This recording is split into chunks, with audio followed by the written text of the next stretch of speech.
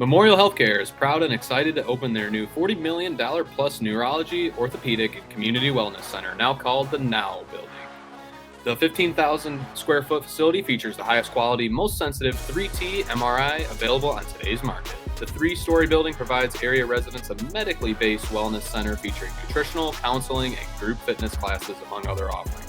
Memorial Healthcare's new wellness center includes locker rooms, private showers, steam rooms, sauna, a lap pool, and more, including a raised track for walking and running with views of the entire Memorial campus and surrounding area.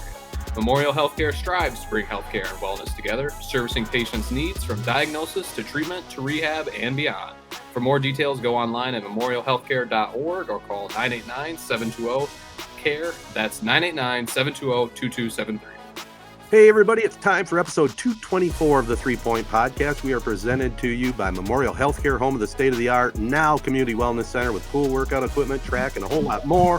And now home to the Big Salad Cafe. How about that, fellas? Get healthy, eat healthy.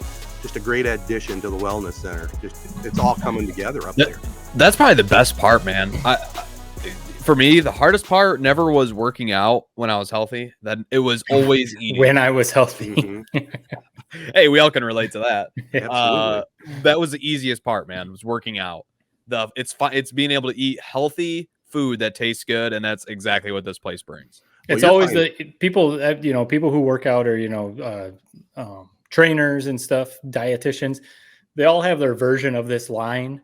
It's something along the lines of, you will never be able to outwork the food that you put in your body. I don't care how hard you work out, how much you run, how much you spend at the gym, how much time you spend at the gym. If you're eating garbage over and over and over every day, you're not going to be able to outwork that.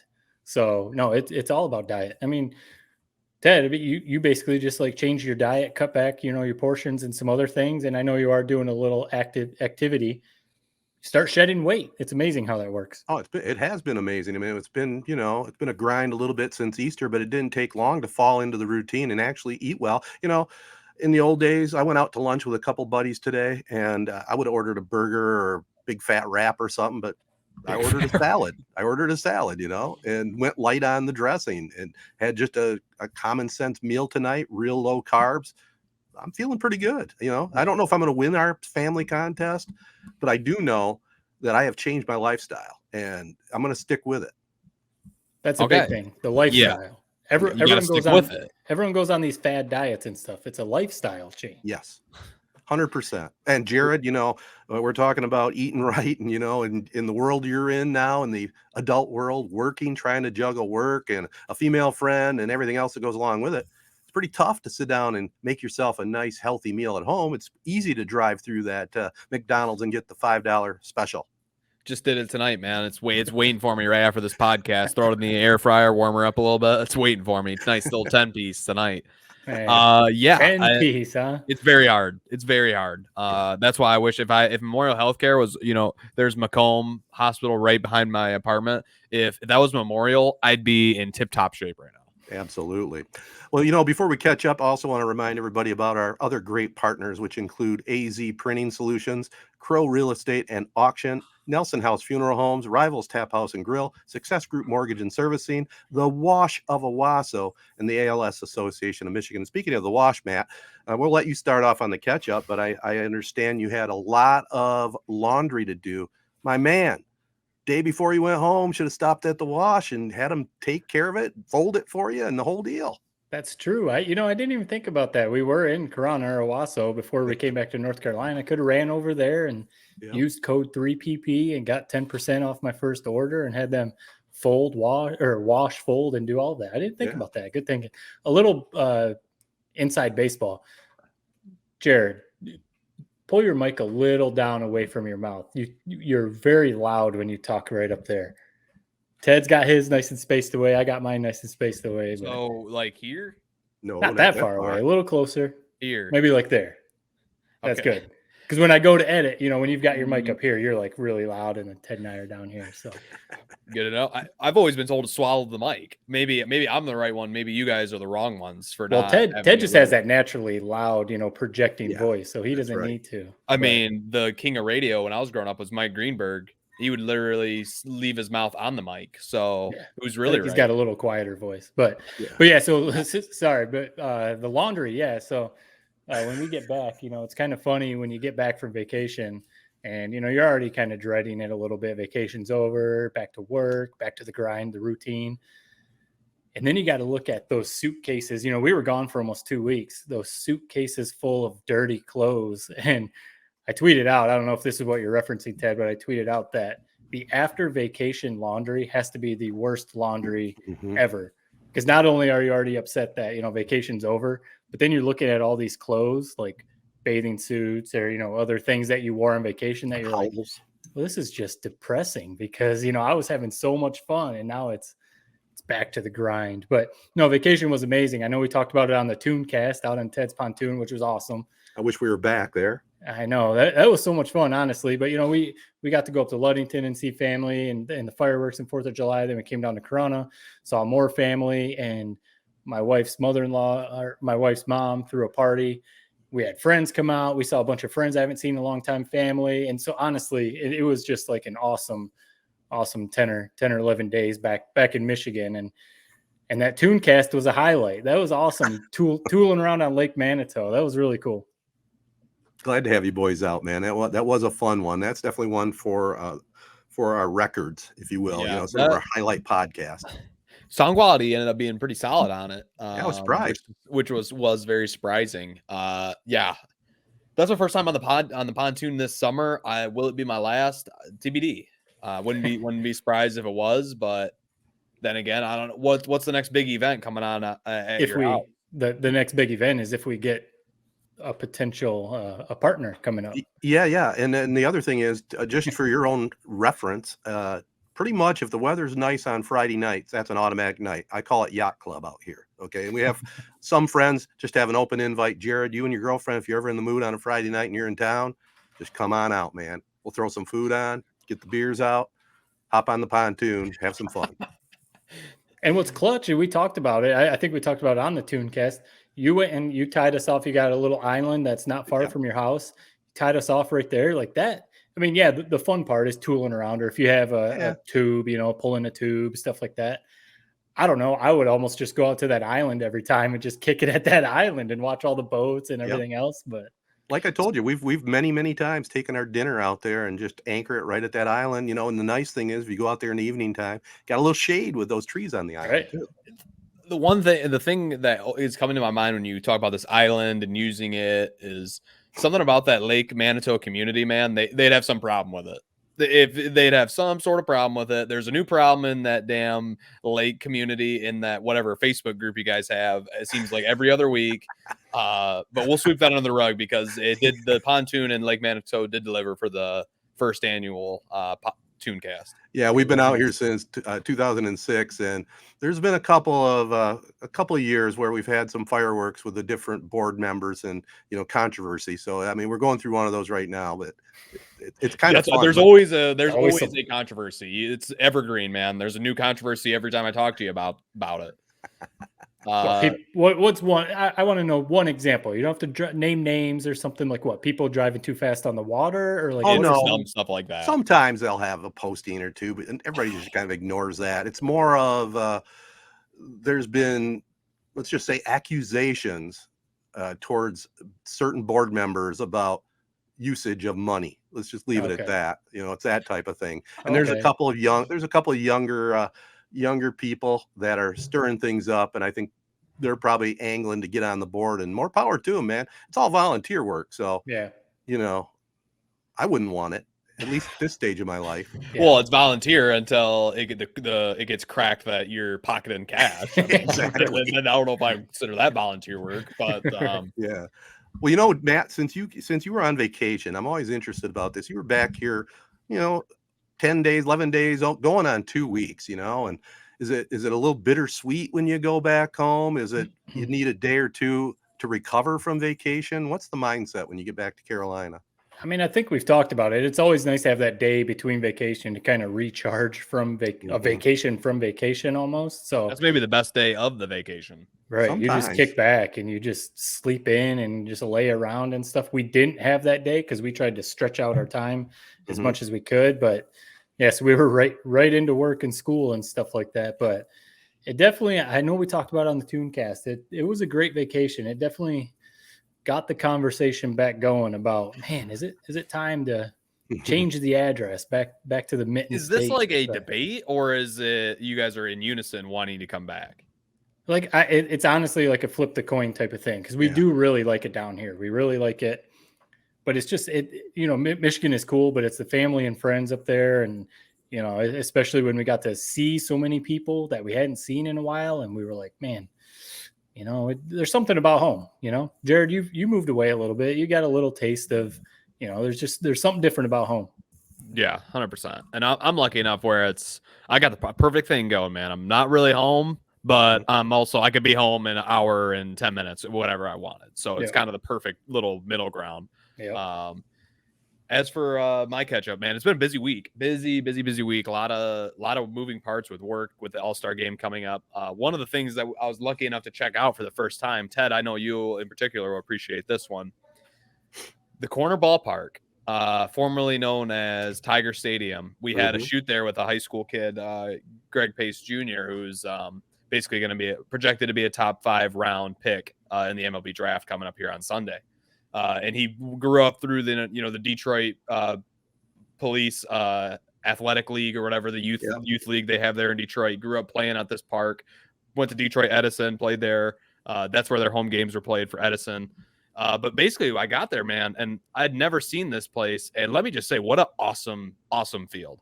It is. It's crazy to think that there was a time and place where people were debating, just tearing down Tiger Stadium and building buildings or whatever the heck they were going to replace it with. But the fact that they were smart enough to turn this field into a awesome youth field for everybody in Detroit, and it has a lot of cool little Tiger Stadium knickknacks. They got the seats that resemble a lot of what Tiger Stadium used to have. They have the, almost museum type setup underneath the bleachers.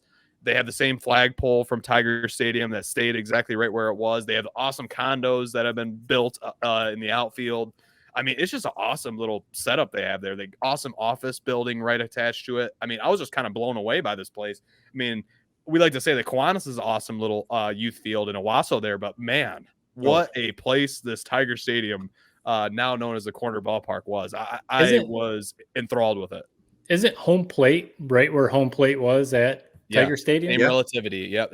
I mean, they tore down everything from Tiger Stadium, like I said, other than the flagpole, but same exact field. Like, right. And there's something about that. You're walking on these grounds, man, and it's like, these are the same places that some of Ted's favorite players played back in the day. Hey, Ty Cobb was there, man. Think about that, how far back that was. And you're speaking about that area at the corner of Michigan and Trumbull, and the whole block is been developed. And like you said, it's still a ball field, which is very, very cool, run by Pal.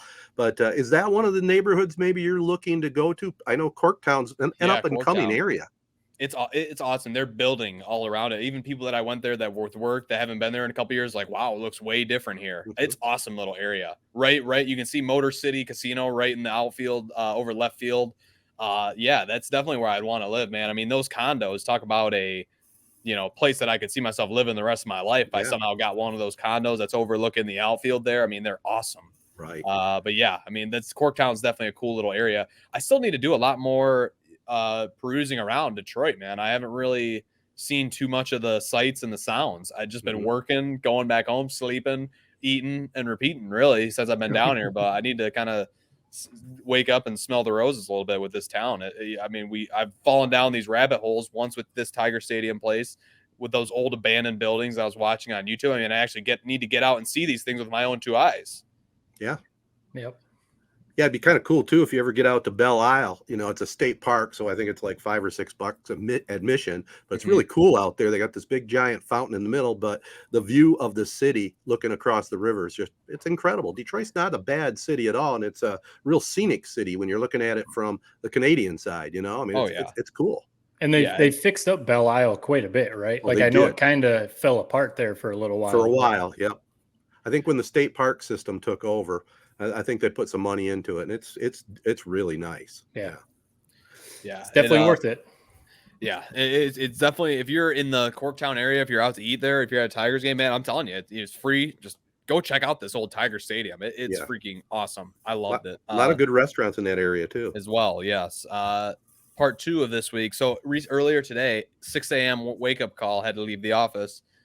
We actually had the opportunity to go and check out the Blue Angels. So basically they were taking Alex Nedeljkovic up. They take like a Red Wings player or the Red Wings team. They usually take them on like a flight around, put the GoPro in the cockpit and everything. Oh boy. And after just recently seeing Top Gun, let me say I was in heaven at this place, man. It's awesome. We got to check out the plane, first right up close. Long story short, they actually never were able to get into the air today because there was like a fuel line leak or something like that. But because of that, this pilot, who I want to say his name was, his call sign was Push Pop. Call sign Push Pop kind of came into the office area with us, and when I say we had an hour to just throw whatever questions you had at this guy, and he would answer them, give you his best answers, almost like I was sitting in a podcast, talking to this guy. It was awesome, and got to hear the whole story. One of the big questions I asked him was like, what the hell is your first flight like? Because it's like you just had to jump in and fly one of these things kind of out of nowhere. But then he explained, no, they do have sort of student driver type planes as well to test run you a few times on your first times out. But it was awesome. I mean, there's something about those freaking planes that is just mesmerizing. And Ted, no, I did not ask him about Top Gun Maverick. I was gonna ask that too. That was the elephant in the room. I feel like those guys, man, they get those damn questions every damn day. I'm like, I'm just not going to be the one to ask him that. Yeah. So nobody asked him that. Nobody. Gun, but yeah, I will say they both had a pair of Top Gun aviators, both of the pilots. So they definitely probably love that flick. But no, it's an awesome experience, man. And luckily we're going back on Friday to actually finish this flight. But I want to be in one of these things.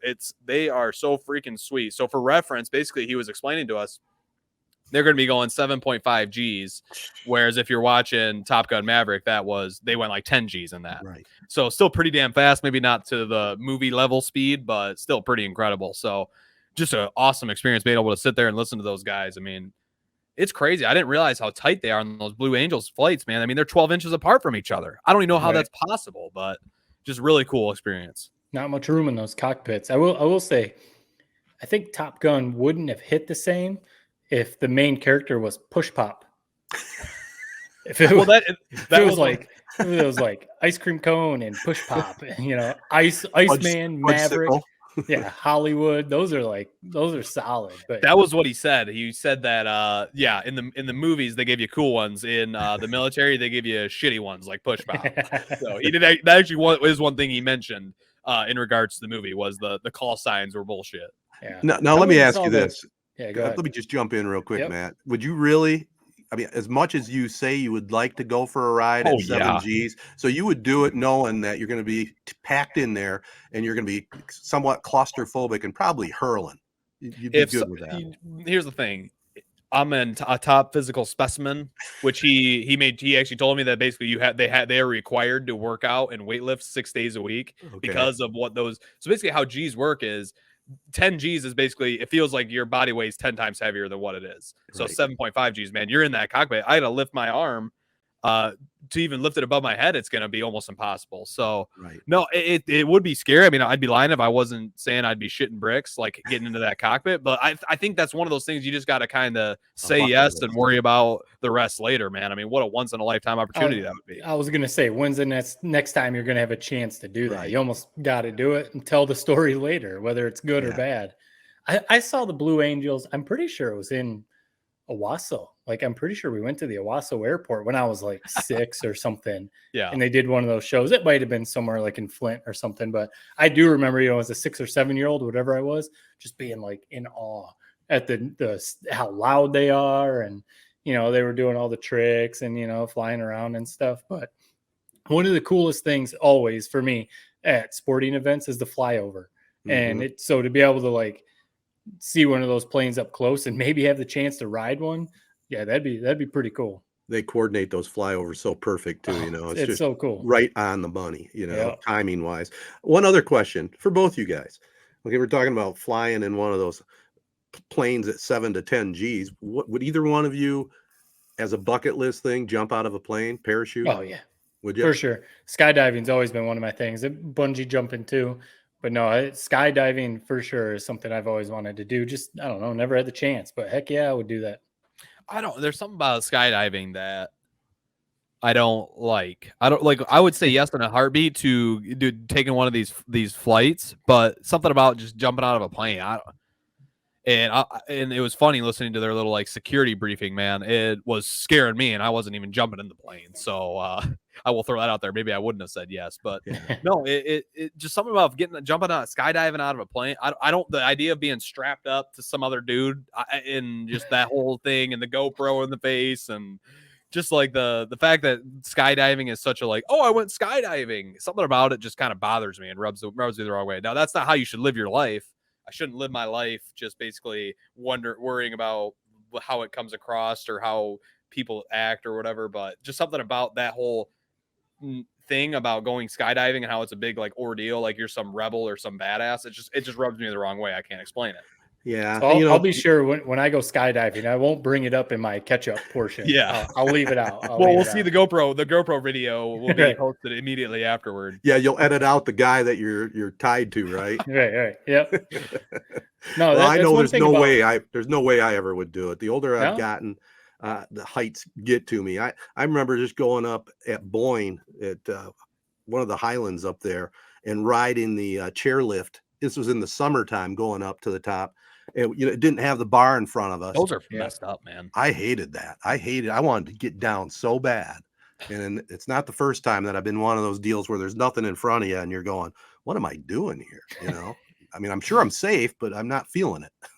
I've skied quite a bit, so it doesn't bother you. I don't even sweat the chairlifts, but I can understand how people, especially if you're afraid of heights, or your first time going, if you've never done anything like that, it is pretty weird. Like you just sit on this thing, there's no bar. Right. And you're like sometimes, 30, 40 feet up in the air, just, sometimes bouncing because it's windy and the cable is bouncing or you got some kids on your chair kicking their feet or something. It's pretty wild. Those need to be improved. I really don't understand why they are so sketchy like that. I mean, most of the newer ones now do have a bar that you can pull over.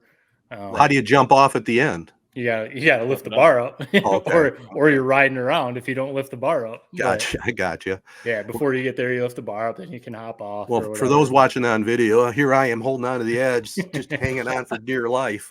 There's a horror movie that I've watched recently where it's like they get stuck up on the power goes out or something, and it's like a Memorial Day weekend or something. So like they're off the next day, this ski resort, so they're just stranded in the freezing cold, like at 40 feet high.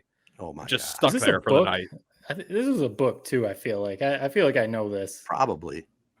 It's probably happened in real life. I mean, yeah, those things make no sense. I've never understood those. I only went skiing one time, but man, that's my biggest takeaway was those damn ski lifts. They're not right, man. They're not right. Kind of crazy. That's something cool about working in media though, that it's different for me. I'm just stuck in the office all the time. But like when I worked at Fox 17 in local news, and then, doing what you do get some, and Ted, you've got some cool opportunities too, doing what you do.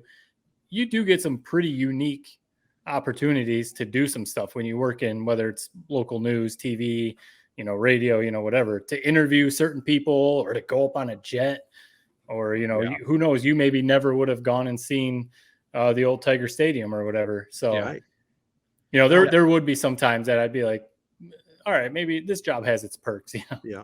Right. Yeah, no, definitely. We're all very lucky. I mean, I'm lucky to be doing this stuff right now. That's for sure. I was thinking about that this week with the passing of Gary Moeller, the former Michigan football coach. He took over after Bo and had a chance to sit down and do a one-on-one with him, somewhere in his coaching reign there at Michigan. I think he was there 5 years. He came out to the Owosso Country Club for a fundraising thing for the Michigan club. And just a great guy. I mean, down to earth as could be.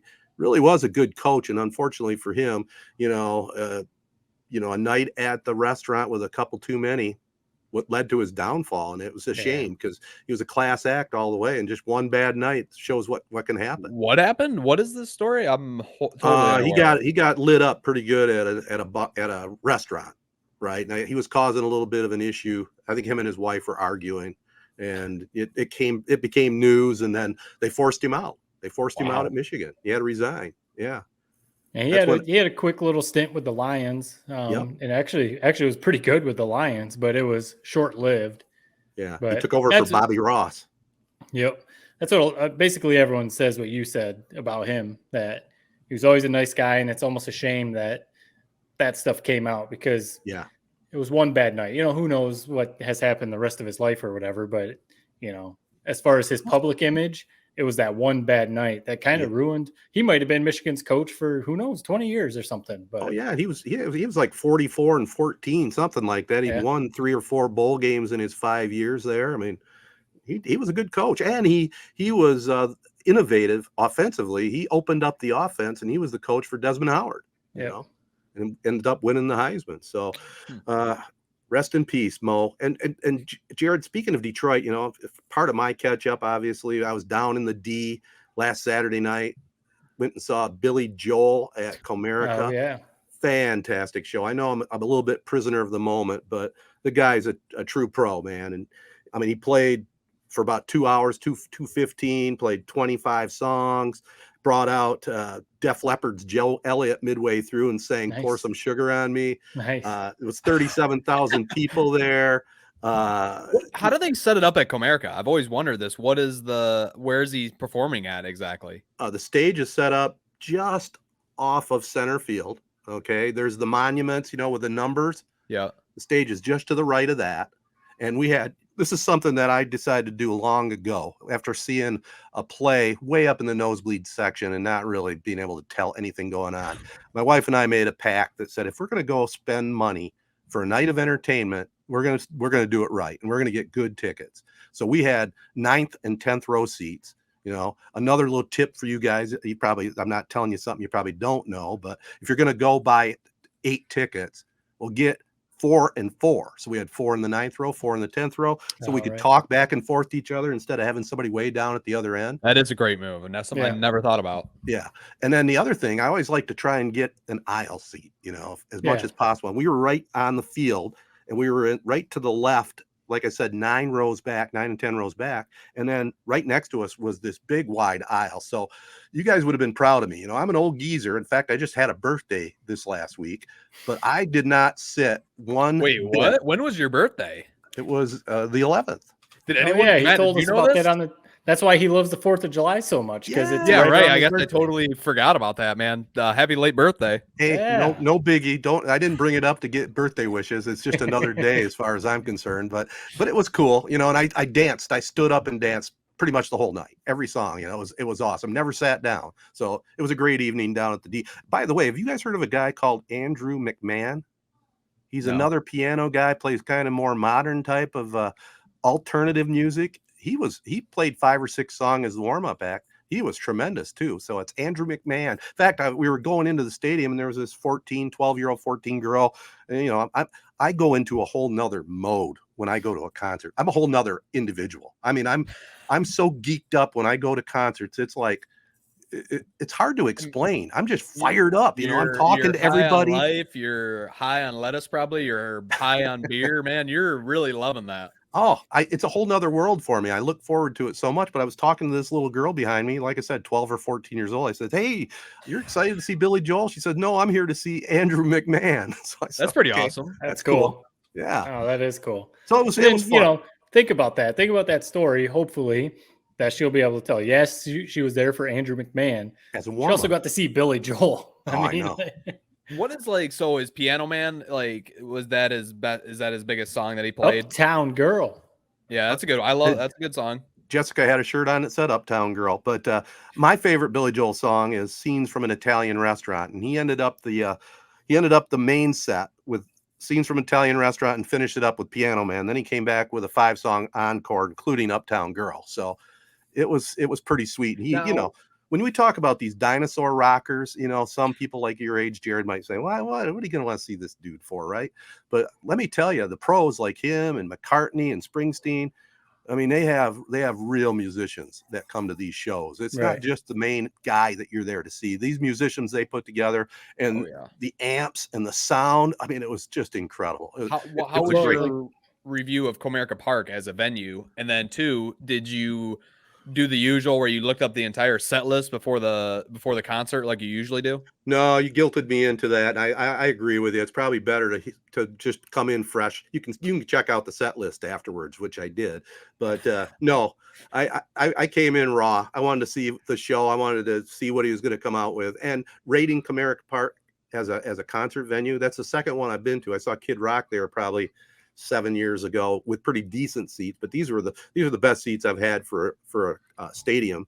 And like I said, the sound was tremendous. There was 37,000 people there. I think the people even in the upper decks, had a decent time because they could hear it perfectly. Nowadays they have the big screens, with the cameras on and all that. So I'd give Comerica 3.0 out of 3 3-point podcast rating scale. That's also the place. I mean, you would much rather be down on the field for sure. I mean, most people would. Maybe some people don't. But you were talking about the views and stuff like that. If you were up in the seats where you would normally watch a Tigers game, you can hear the music. If it's a nice night, you can see the Detroit skyline, get some food, some drinks.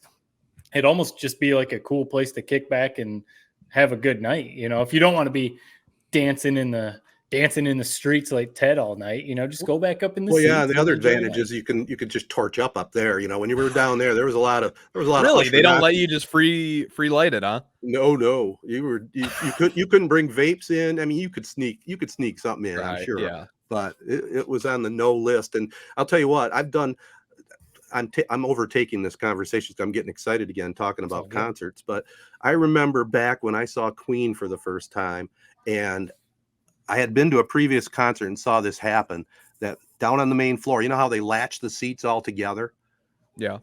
Okay. So I saw this happen at a previous concert. So I'm there for Queen, and we had, upper deck seats, but we went down on the floor before the concert. And I told the buddies that were with me, I said, hey man, listen, we're just going to mill around a little bit. And when they turn down the lights, we're going to go over there and yank up a couple chairs and push them up to the aisle, up towards the front, and people will come in behind us. And sure as shit, that is exactly what happened. And I saw Freddie Mercury and Queen about 6 rows from the stage with people packed in behind me in the aisle.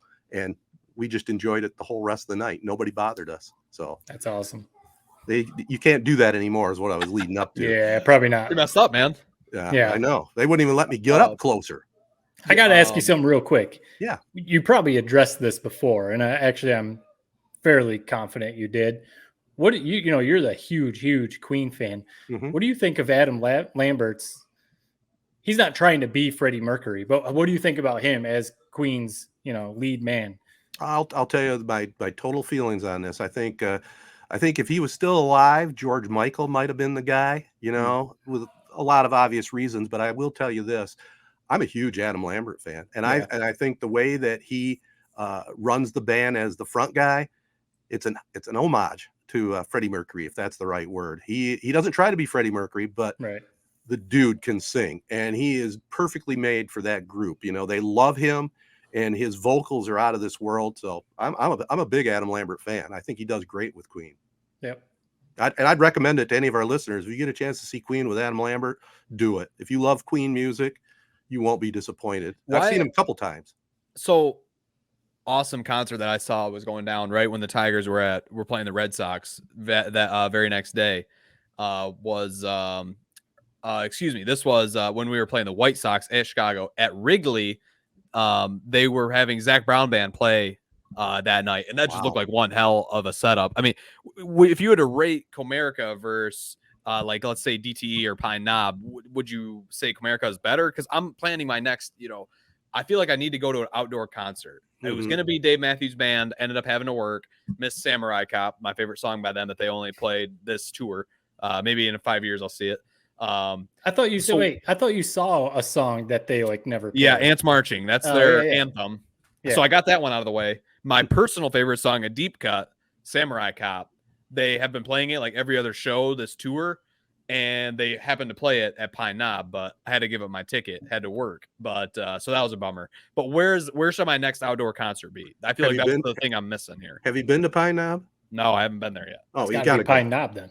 Yeah, you got to go to Pine Knob. I mean, if you can't really compare Comerica to Pine Knob, it's a whole different setup. Pine Knob is just so unique. It's 50 years now that they've been there. I mean, it's probably the premier outdoor amphitheater in the country. Maybe the Hollywood Bowl might compare to it, And out you got to there. get lawn seats. Yes.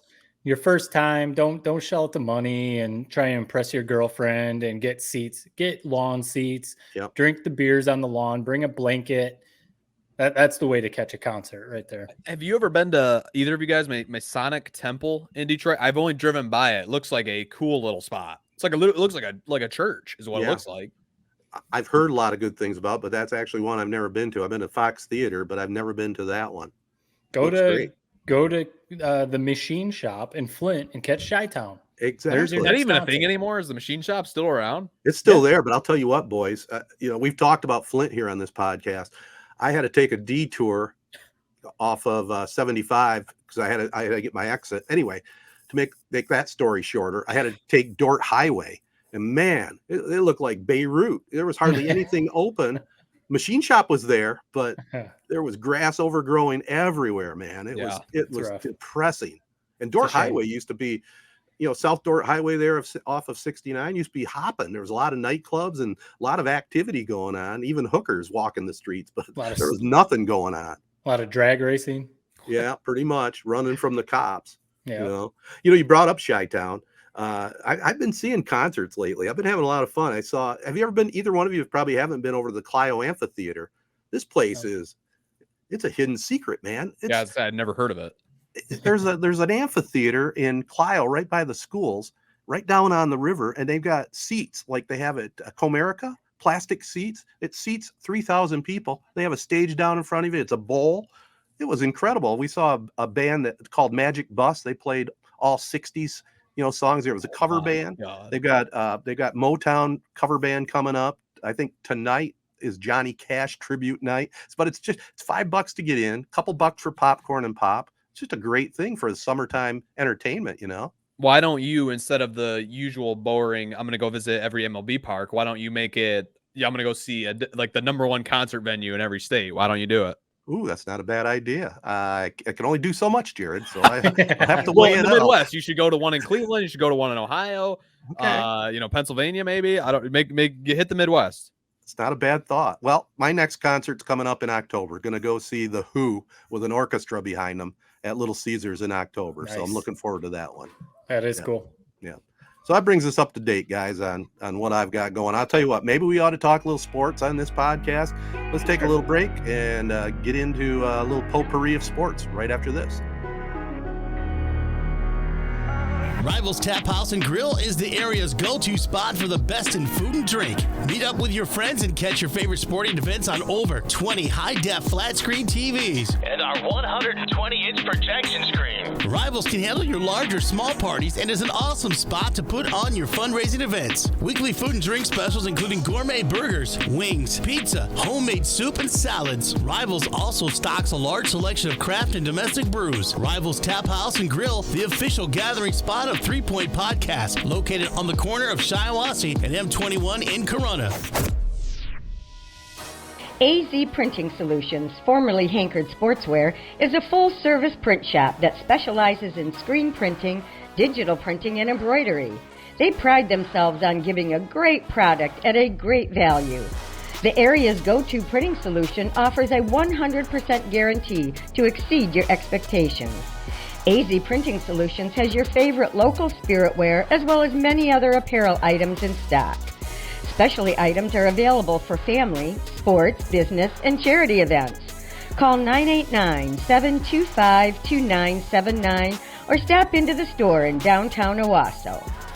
The Wash of Owosso is excited to welcome you to their new and state-of-the-art full-service laundromat, conveniently located at 809 West Main Street in historic Westtown, Owosso. They're open 8 a.m. to 8 p.m. for the coin laundry, or you can drop off your laundry for wash and fold service Monday through Friday, 8 to 5 p.m. Too busy to stop in? No problem, as the Wash of Owosso will pick up your laundry right at your door and will deliver it back to you the next day. Go online to thewashofowosso.com. That's thewashofowosso.com SportsNetOwasso.com to view pricing or call 989-472-3322 and schedule your pickup. As a special 3-point podcast bonus, enter code 3PP, that's the number 3 and 2 Ps, at checkout for 10% off your first order. The 3-Point Podcast team welcomes the Wash of Owosso to our team.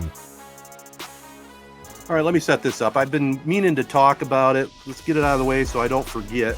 My sister sent us a little video thing from CBS Sunday Morning, and it was about women's sports in this sports bar. This lady, along with her partner, started up, and it's called the Sports Bra. She started in 2019, so the timing really wasn't really good, with the whole COVID situation. But it's a all female sports bar, and all they play on the TVs.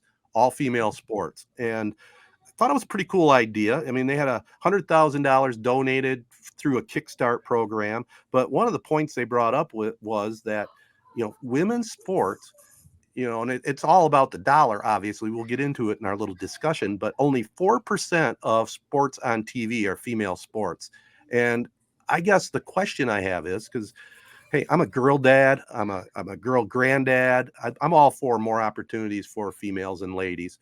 And especially, when you see something like, I just watched the recent 30 for 30 on the 1996 women's basketball team, which was just absolutely phenomenal. A 3-parter. If you haven't had a chance to watch it, it's tremendous. I mean, they went through a barnstorming tour and then won the Olympics. They were like 60-0.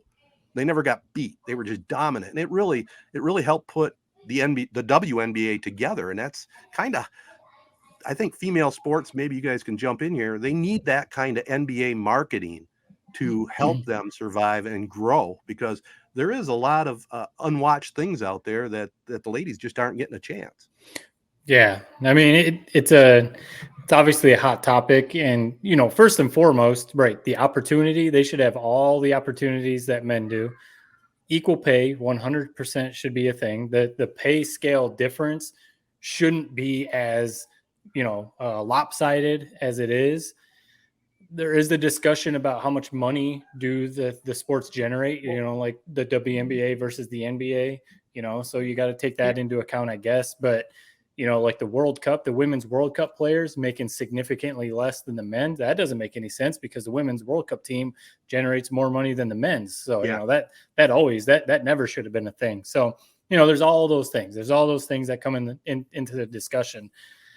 As far as TV goes, we know it's all about ratings. And, sadly, that's just kind of is what it is.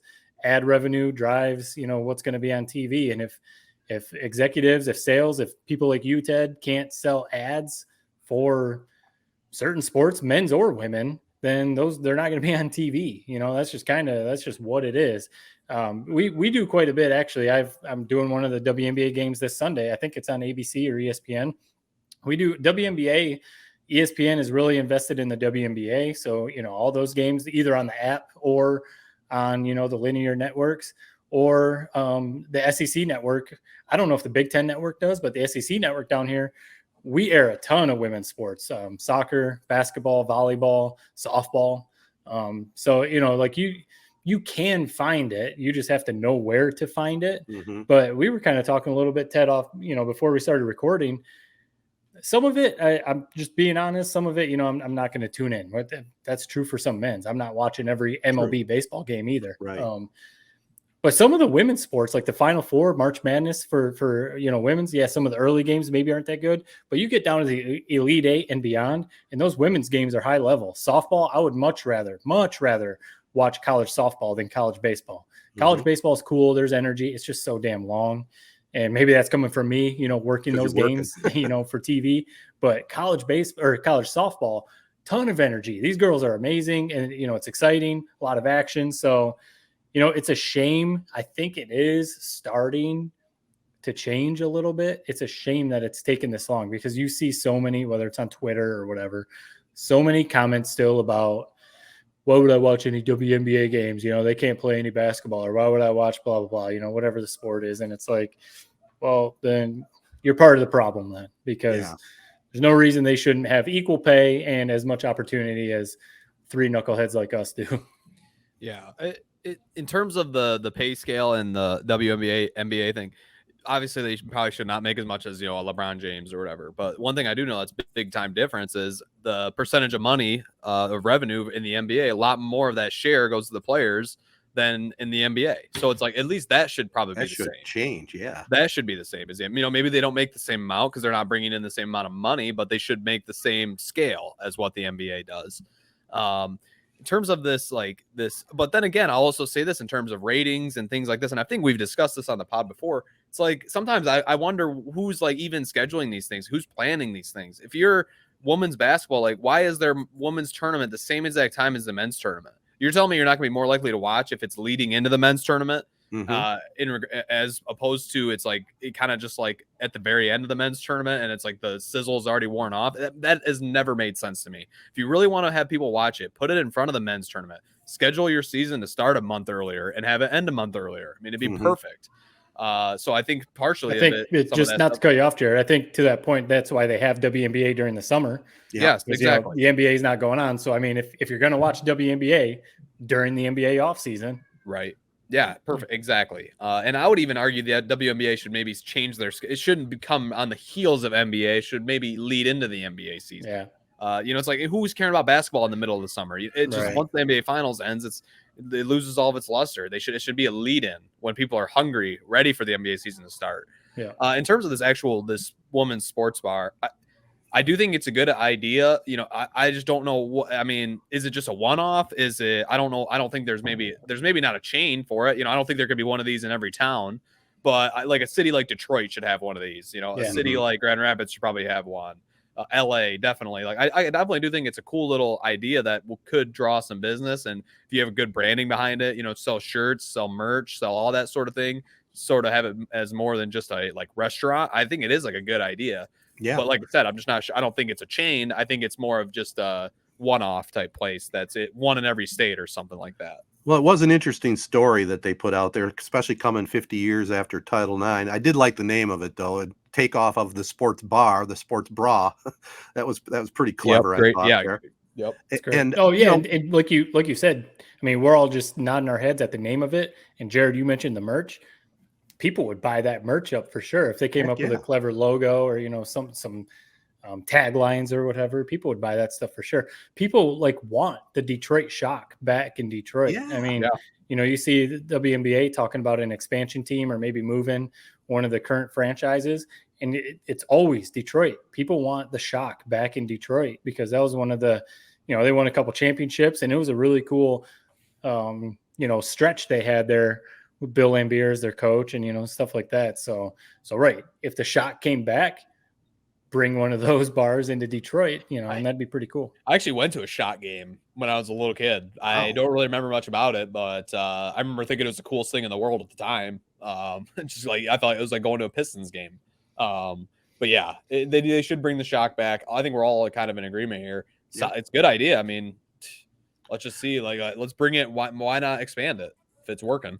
Yeah. The whole thing they got to figure out is they got to figure out how to make the same kind of money so they can pay the same kind of money, or at least somewhat. You know, you look at a situation like Brittany Griner. Now, we won't get into the whole politics of it and, you know, what she should have been doing or shouldn't have been doing. But the reason she was in Russia was so she could make some money, you know, and a lot of these WNBA players go overseas to play in the off season to supplement their income. And maybe that's something the WNBA ought to really look serious at and make sure that these ladies make at least a decent coin. I think it's probably decent right now, but maybe relook at it, especially since they're tagged up with the NBA. Can we talk about the Brittany Griner? What is going on? Can we get her back? I mean, I don't know who's making these decisions. I don't know if it's Russia just not allowing like some sort of trade or something. I understand maybe we don't want to give away, you know, some assassin or something from Russia, but at some point, man, just cut your losses and bring her back. She should not be spending next 10 years in a Russian prison for having a weed pen on her. I mean, maybe it wasn't the smartest thing in the world, but I mean, she's freaking already been there for what, 3-4 months. I mean, that's punishment enough in my book. You know, freaking find a way to bring her back. Right. Well, the question is, I'll just jump in. Okay, bring her back because she's in the headlines, right? But what about the other other Right. prisoners that are being held there that are Right. I don't Americans know about as that, well. but you're right. I don't know. There probably is a lot of other people like that. The United States should make a better effort to bring back, but I did see, I'll go along with this, see what you think. I saw something that was tweeted that was, if LeBron James was over there, do you think he'd still be in prison? Right. It's a fair question, right? I've seen some people talk about that, right? Like, would he be, or, they listed off some other people, and that I've seen some people talk about that, the privilege part of it, even though Right. she is, a WNBA player, maybe not as well known as LeBron James, she is still a celebrity.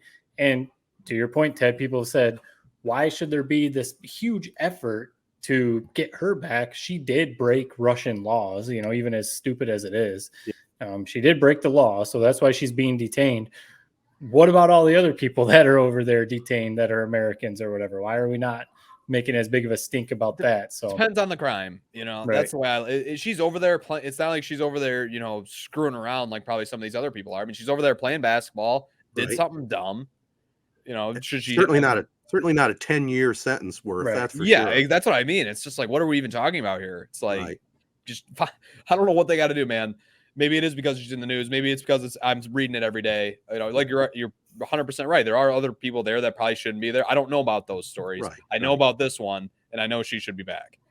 yeah, Well, let's wish her luck and hope that gets worked out. I'm sure Biden and his staff there are working behind the scenes to try and work something out. But just keep in mind, we're dealing with a lunatic over there in Putin. So he's going to use it to his advantage for sure. There'll probably be some terrorist that we're going to have to let out of our prison system to get her back. But they're going to have to do what they got to do. All right, other sports fellas. I was looking at the All Star roster. Okay, and Major League Baseball, maybe it's just because I'm old and don't follow it day to day like I used to when I was younger, but I looked at the 60-man roster and I really knew 32, just knew their names, the rest of them I had no clue who they were. Is that a problem in that's the baseball? Or is problem. that just the nature of the game? That is what baseball. Baseball is not as popular as it was when you were a kid, where you're reading all the baseball cards, listening to every game on the radio. I think it's more just the fact that when you were a kid, you were watching every game, right? You would know all these people if you were watching every Tigers game, if you're watching baseball every day. No, so you're I right. don't think it's necessarily like a talent drop or anything like that. I just think you're not as plugged in as you once were, Ted. And I think a lot of people are that way, but I don't think baseball is broken. I do still think it's a good product. I think the MLB is a good league. I can't believe I'm saying that. Wouldn't have said that 3 years ago, but I can see it for what it is now. I see why people love this sport. Yeah, I think it is what it is. If I think it is kind of a little bit of a niche, follow. You have a ton of casual fans, who will maybe watch the All-Star game, a Tigers game here or there, or like when Miggy was going for 3,000. Okay, cool, we'll tune in. I think that's a large part of the country. But I think the people who really you said it, Jared, the people who are plugged in, they know all these guys on the All-Star teams, or, maybe not a couple, but because they watch it. Just like, back in the day, I knew every single NBA player in the league. I could name everybody, because I watched NBA all the time. Now I know most of them because I do still watch a lot, but every once in a while, like a dude will come up like on the Cavs or like the Sacramento Kings or something. I'm kind of like, wait a minute, who the hell is that guy? Where'd he play college or something like that? So you're just not as plugged in. And I think, the bigger issue that we've always said, and everyone always says, the MLB does an awful job at marketing their stars because, that's part of the reason why you don't know some of these people, because it's like the MLB doesn't put these guys in front of everyone. Like Mike Trout was like the only one who would do Subway commercials. Otherwise, you don't see any of these people out doing commercials or whatever. So I'm obsessed with Shohei Ohtani, and I don't know why. I feel like how is he not this national phenomenon? He's incredible. What an athlete! He's freaking huge, man. That was one thing I was surprised. Like Tarek Skubal, I was down in the dugout the other day. He walks right by me, dude. He is freaking huge, man. Should be starting for middle linebacker for the freaking Detroit Lions, not pitching for the Detroit Tigers. These guys are huge, and Shohei Ohtani, same way. Belting homers, throwing freaking 105 miles an hour.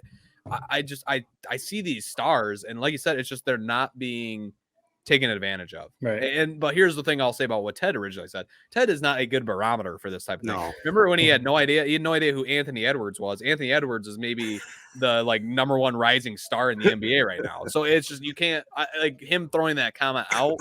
We almost should have just disregarded it as soon as it was said. But I think a That big one's a part little bit too, smarter and talking about Edwards. Shohei Ohtani and even Miguel Cabrera and a bunch of other people in the MLB, the language barrier, I think, is a big part in Major League Baseball. You know, most of the people in the NFL, even the NBA, you know, those two major sports are either from America or speak English. You think about like a Luka Doncic. Yeah, he's not from here, but he speaks pretty good English. So when TNT interviews him after a game, you can still talk to him and still understand him.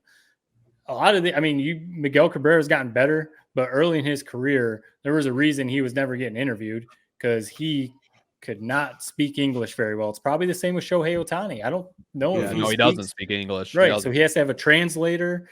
So, you know, are you going to try and interview him and then people are pissed off because he doesn't speak English? You know, you got that side of the country or whatever. So it's like, I think that's a big part of it too. That was well done, Matt, how you set that up. I like that because I 100% agree.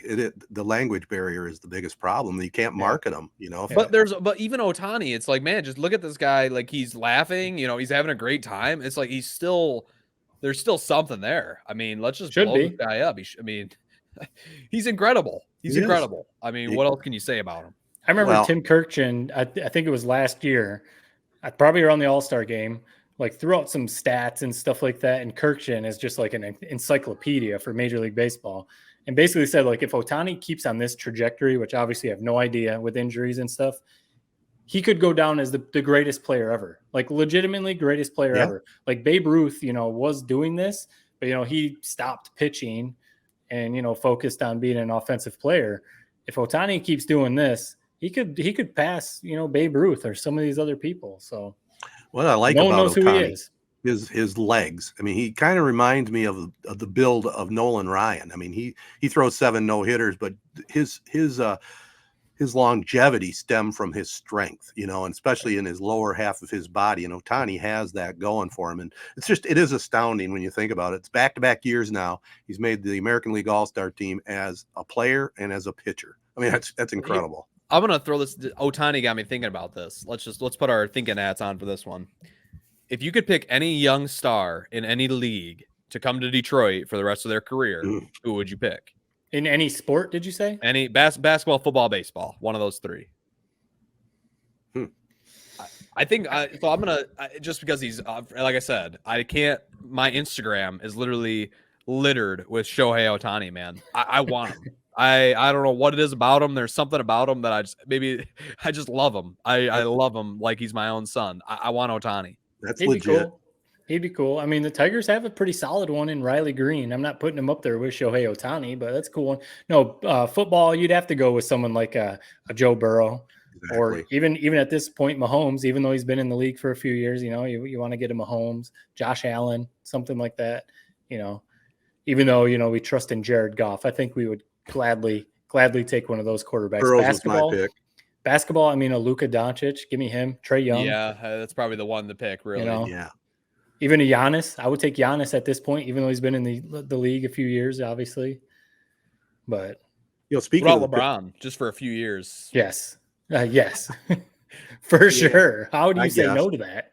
Yeah, sell some tickets and, you know, get like I saw people throwing out Kevin Durant, and it's like, first of all, Durant's never come to Detroit, but I would gladly take the last 2 twilight years of LeBron. Yeah. Well, what do you guys think? Have you been watching any of the summer league games and checking out Jaden Ivey and Jalen Duren? I mean, Durham good. Looked freaking incredible in game number 1. I mean, he looks like what I like to call a super athlete. So take a super athlete, see what you can do to mold him. I mean, we got time to mold him. Comparisons to Sean Kemp. I love what Weaver has done. I like Ivy. I mean, he's electric on the court. Shame that he got hurt, but it wasn't too serious. You know, if anything, it's not the worst thing in the world that he's out for summer league to avoid risking a really serious injury. The big thing to me, too, is these guys are all saying they want to play for the Pistons. Like, they want to play with Cade Cunningham. They want to play with some of these other guys. I feel like it hasn't been like that in a while. Yeah, I mean, honestly, Cade Cunningham, I mean, he's up there in that discussion of what we just had of guys that you would want for the foreseeable future. I mean, he's up there. You got to throw him in there, at least for the NBA. If you're building your team for the next 10 years, he's definitely top 10, maybe top 5. Without a doubt, yeah. the future is looking really bright for the Pistons. It really is. You talked about the Red Wings, maybe the team that wins a championship next. The Pistons are going to be knocking on the door too before we know it, with a few more additions. And, before we get off the NBA, I meant to bring it up last week. What in the hell was Miles Bridges thinking? Before that whole incident, I was thinking he might not be a bad fit for the Pistons, but man, oh man, his career could be done. I don't know what's going on with that. I heard the recent report that maybe the Pistons might still offer him a max or something along those lines. Really? I don't know. I don't know what the latest update is. I don't know. It does not look good. No, really does not look good. And yeah, I mean, obviously it's bad what he's being accused of, but right. he was a day or two away from signing a max contract. I know. Like, timing, baby. And for all we know, maybe she held on to this information, for a couple days or whatever, knowing that this was coming down the pipe. But no, I don't. It's horrible, man. Yeah. God, if it's even any somewhat true, I've been totally scared off of him. I don't even if it ends, it's sort of just like this John Watson, man. You don't know what's going on. I'd rather just like to root for the guys in my team. Maybe he's a good basketball player, maybe a good football player. Maybe it's not true, but I'll just stay away from it for the time being. I think that's where we agree. I mean, integrity, if that's the word to use, that means a lot along with your skill and talent. But man, I'd probably stay away from them too. It's just a bad situation. Let it play out in the courts and we'll see what happens. But just a bad deal. All right. Well, I'll tell you what, should we finish strong with a little Tedertainment? Let's do it. Let's take a little short pause for the cause and be right back after this. Nelson House Funeral Home's #1 goal is to serve the families in our area. The Nelson House staff are proud to serve our local community with reliability, integrity, and compassion. Unique service representing unique lives, ensuring your loved ones receive the honor and celebration they deserve. Founded in 1880 and continuing the tradition today with chapels in Owosso, Chesaning, and New Lothrop. For more details, find them at nelson-house.com or call 989-723-5234. Success Group Mortgage and Servicing is Shiawassee County's only licensed mortgage broker, lender, and servicer. That means you get exclusive products not found anywhere else. If you are looking to purchase a home or refinance a home in Florida, Hawaii, or Michigan, stop what you're doing and give Success Group Mortgage and Servicing a call.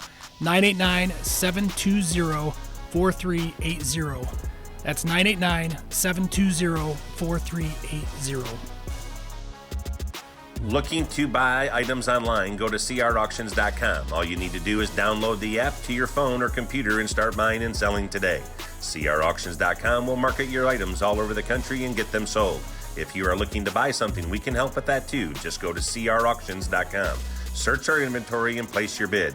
Plus, there are online auctions for farm machinery, firearms, automobiles, and truckloads of overstocked items. It's fast, it's easy, and you will get results. Get the app and check out crauctions.com today.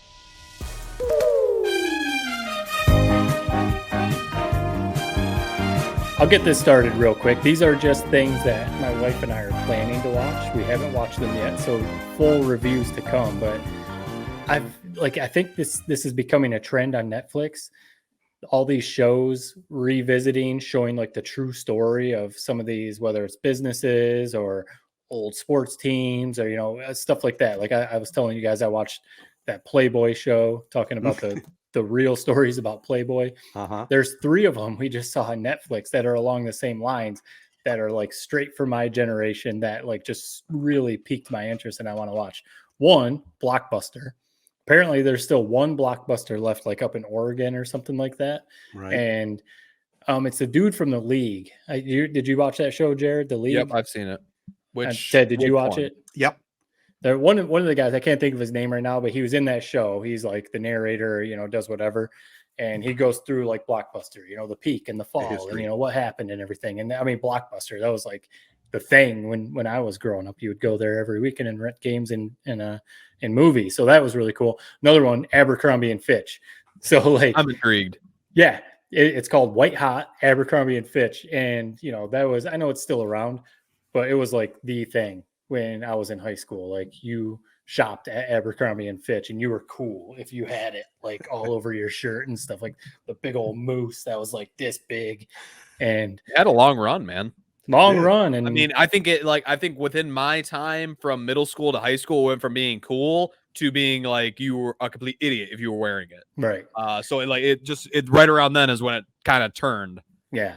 And it's on Netflix again, and it talks about, again, the rise and fall. And there's a lot of, apparently we watched the trailer, a lot of dirty stuff behind the scenes, a lot of bad business stuff, and, stuff like that. Quick side story. So you remember the Abercrombie bags? It was always like some like half naked dude or chick, that was the bag. One of the funniest things, my freshman year of college, we, our apartment was just lined with, we would stack up all our liquor bottles that we drank and beer bottles. Classic move, man. Everybody does it and thinks it's original. You think you're cool showing off all the liquor you drank. It's not. But one of the cool things we did, so the thermostat, it was the classic like knob you would turn. Right. We took one of our Abercrombie bags, and it was a girl. We cut out her chest, I would say, and we put that right on the thermostat. So when you would go and adjust the thermostat, tweak it a little. I remember the first time my parents came to visit, man, my dad was cracking up at that. But your apartment sounds like the party I would have steered clear from. No, you would have steered clear, and then until you saw how much fun we were having, then you would have came in. But so the third one, so those two, and the third one is basically along the same lines, but it's Victoria's Secret, and it's like some of the probably the same thing, behind the scenes stuff, the good and bad, the whatever Victoria's Secret. I just think that stuff's super interesting. You always think like, all these businesses, like what happened, type of thing. So those three, I'll be watching them. Reviews to come. Very good. I got a couple things. Jared, you probably are on board with this. Did you see the Stranger Things finale? Yes.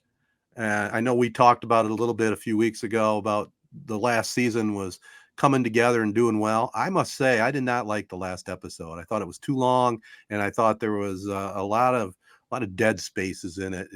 It did not drag me in. I wasn't too impressed with the finale. How about you? Really? The way I view it is when you get that far into a TV show, I mean, I'm just looking for stuff to watch. I was never upset about the long run times. It's like, what else am I doing? Right. I just watched watch The Office for the 12th time. So yeah, but I guess there wasn't enough action going on for that long time is what I'm getting at. It dragged to me. Yeah, right. I think the ending, it did build to a good end. I thought the last 30 minutes was, I mean, you had to have loved the Master of Puppets scene. I mean, that had to have been. I did like that. I did like that. Yes.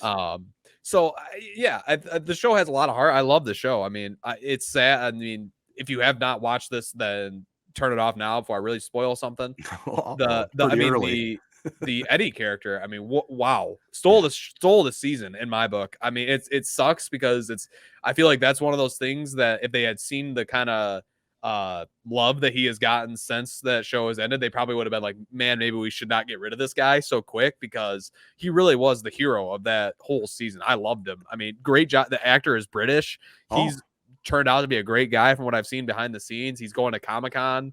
Apparently it was like signing autographs for hours on end to the point where he got yelled at because of it.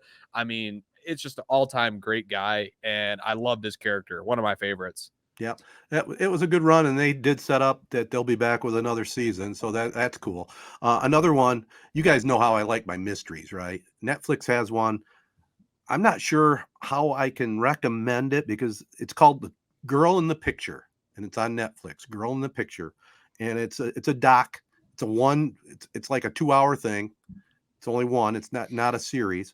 It's probably one of the most messed up crime documentaries I have ever seen. It is seriously messed up. I mean, it caused me not to sleep. This is a true story, man, and it's messed up. That's all I can say. Can you give us like a little a tease? Yeah, because I'm gonna watch it, so don't give it away. But I won't give it away. Let's just put it this way: where it starts out, they kind of set the stage where this girl is dead at the side of the road, and come to find out, she's a 20-year-old stripper, and her husband is quite a bit older than her, and it just takes off on a completely wild tangent from there. This husband dude is he's like a Ted Bundy, John Wayne Gacy kind of character with some weird family stuff going on. It's just, like I said, it's the most messed up thing I've ever seen. It really is. Yeah. When did this happen? This happened in I believe the 90s. Oh, okay.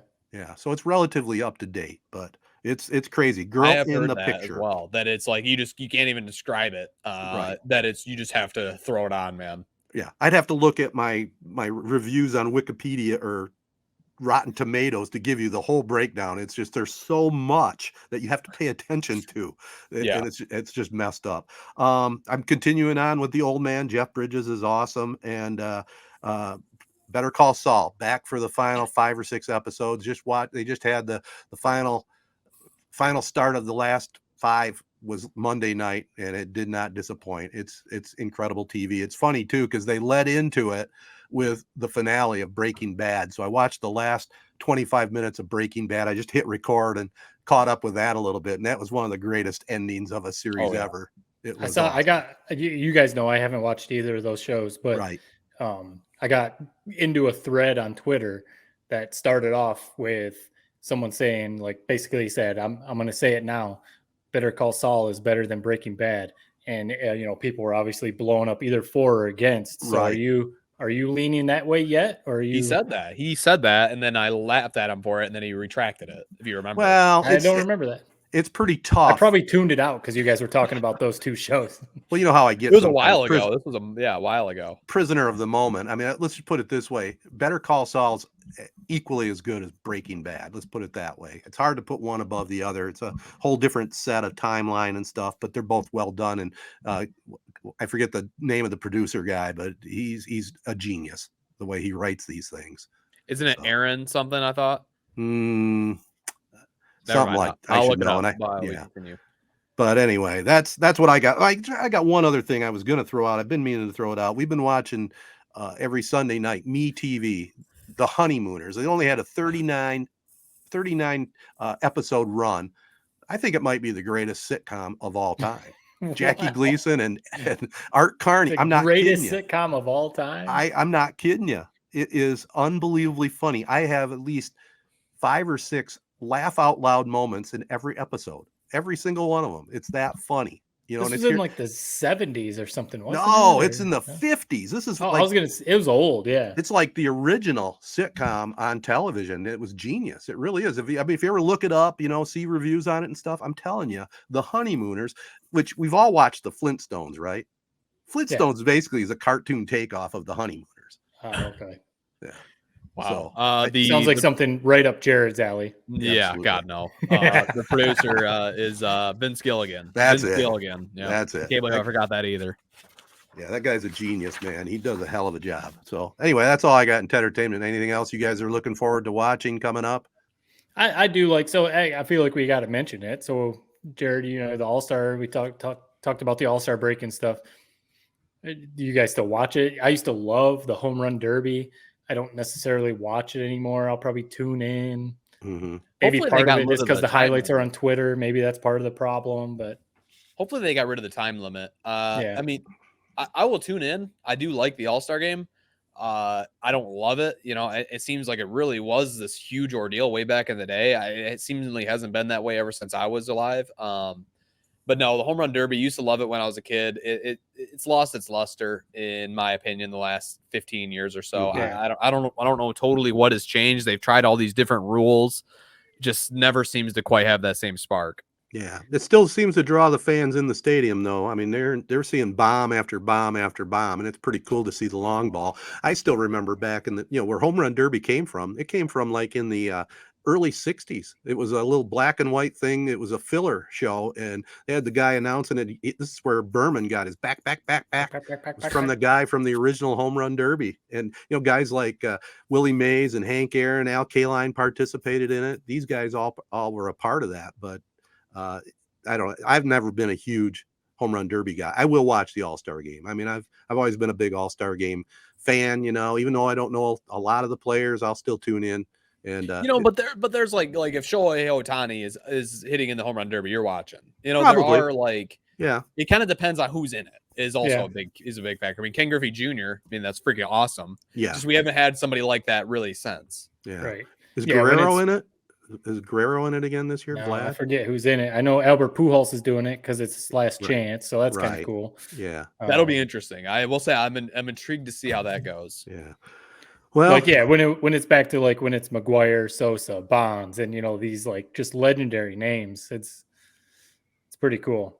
I'm surprised, Jared. I'll end it here on my end with, we're not that far away from football season since I put together my weekend schedule. Oh yeah, Just got it completed. That was awesome, man. You sent it to us. Basically, for those who don't know, Ted, I stumbled across this in his notes one day. Basically, he prints out an entire weekly football schedule from the start of the season to the end of the season with what games are played every single day. So yeah, I told him to send it to me. He sent it to us this year.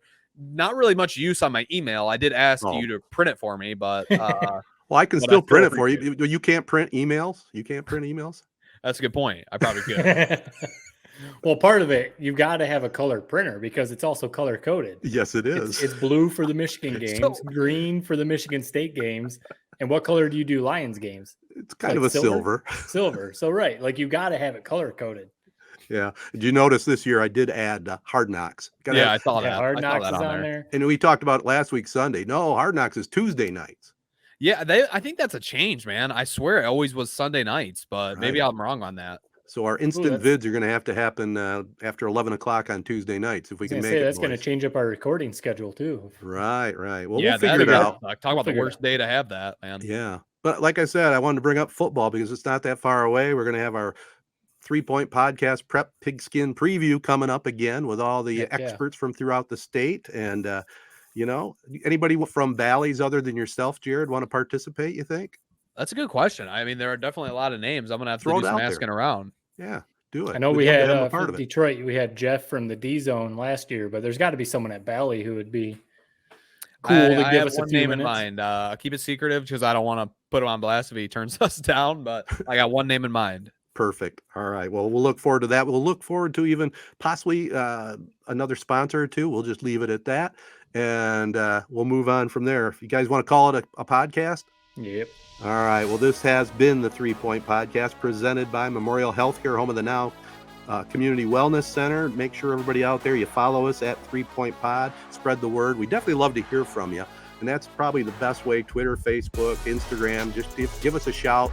We'll definitely answer your questions. More than likely, it'll be Matt. And we'll go from there. We'd love to hear from you. Make sure you let all our great partners know you listen in and enjoy the show. They include AZEE Printing Solutions, Pro Real Estate and Auction, Nelson House Funeral Homes, Rivals Taphouse and Grille, Success Group Mortgage and Servicing, the Wash of Owosso, and the ALS Association of Michigan. Until next week, so long, everybody. Thanks for listening, and peace and love. Peace and love.